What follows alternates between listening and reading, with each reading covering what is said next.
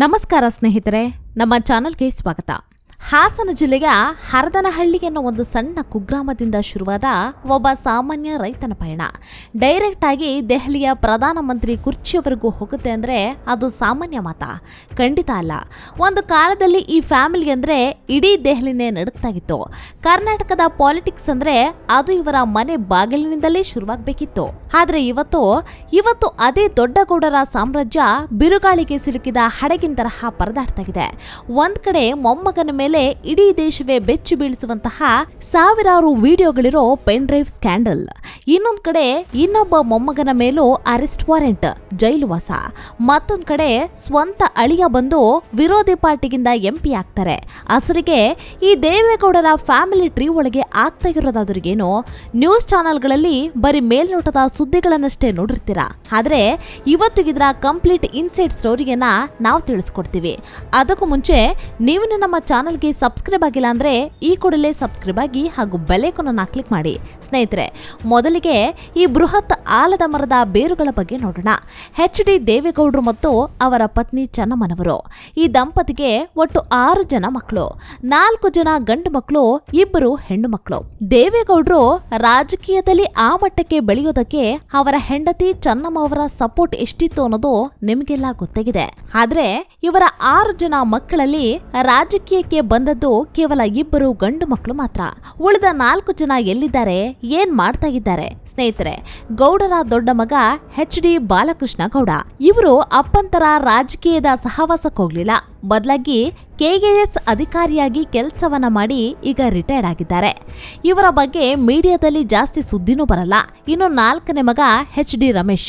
ಇವರು medical field ನಲ್ಲಿ ಇದ್ದಾರೆ. ಒಬ್ಬ ಟಾಪ್ ರೇಡಿಯೋಲಜಿಸ್ಟ್ ಆಗಿ ಕೆಲಸವನ್ನ ಮಾಡ್ತಾ ಇದ್ದಾರೆ. ಇವರಿಗೂ ಮತ್ತು ಪಾಲಿಟಿಕ್ಸ್ಗೂ ಯಾವುದೇ ಸಂಬಂಧ ಇಲ್ಲ. ಇವರಿಬ್ರು ಸೈಲೆಂಟ್ ಆಗಿ ತಮ್ಮ ಲೈಫ್ ನ ಲೀಡ್ ಮಾಡ್ತಾ ಇದ್ದಾರೆ. ಆದ್ರೆ ಈಗ ಬರೋಣ ಅಸಲಿ ಮ್ಯಾಟರ್ಗೆ.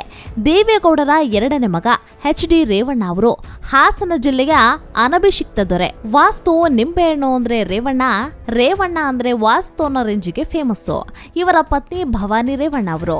ಇವರ ಮಕ್ಕಳು ಪ್ರಜ್ವಲ್ ರೇವಣ್ಣ ಮತ್ತು ಸೂರಜ್ ರೇವಣ್ಣ.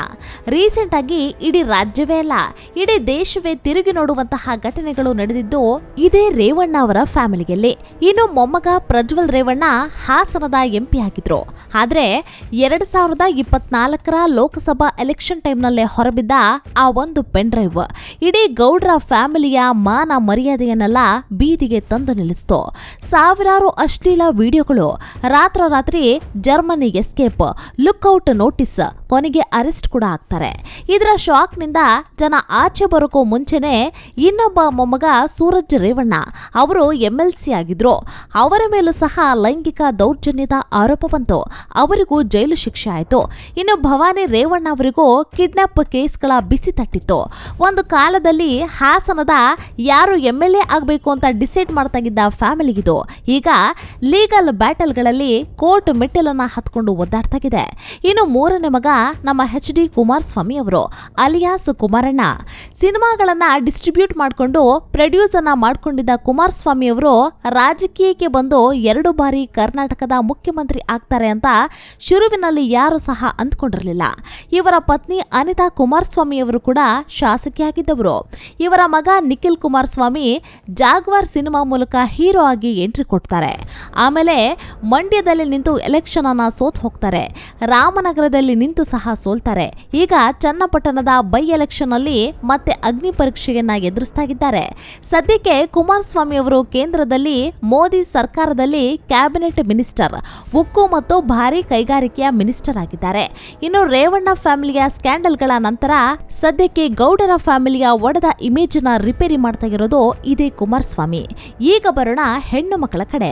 ದೇವೇಗೌಡರಿಗೆ 2 ಹೆಣ್ಣು ಮಕ್ಕಳು, ಅನುಸೂಯ ಮತ್ತು ಶೈಲಜಾ ಅಂತ. ಶೈಲಜಾ ಅವರು ಡಾಕ್ಟರ್ ಚಂದ್ರಶೇಖರ್ ಅವರನ್ನ ಮದುವೆ ಆಗಿದ್ದಾರೆ ಮತ್ತು ಪಾಲಿಟಿಕ್ಸ್ ನಿಂದ ದೂರ ಇದ್ದಾರೆ.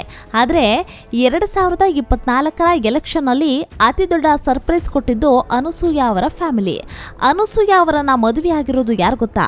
ನಮ್ಮ ಕನ್ನಡಿಗರ ನೆಚ್ಚಿನ ಡಾಕ್ಟರ್ ಜಯದೇವ ಆಸ್ಪತ್ರೆಯನ್ನ ಇಡೀ ದೇಶವೇ ತಿರುಗಿ ನೋಡುವಂತೆ ಕಟ್ಟಿ ಬೆಳೆಸಿದ ಡಾಕ್ಟರ್ CN ಮಂಜುನಾಥ್ ಅವರು.